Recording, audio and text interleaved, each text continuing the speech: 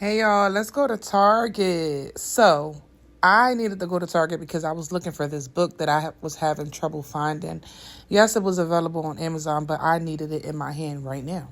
So, of course, I woke up from my nap and I looked the book up and it was available in store. That's the book, Let Them. I had to get it. Y'all know I had to. Everybody kids know this book, y'all. When I used to work in daycare, I used to read these books to y'all kids. Girl dad. This is the kids book section. I gotta get my book in that on the shelves there.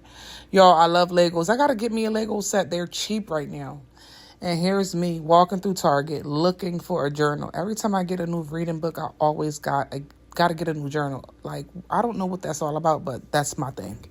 And of course, I just couldn't leave Target without checking out the products. Like, this is me telling y'all I have to keep tunnel vision because I don't got money to be playing.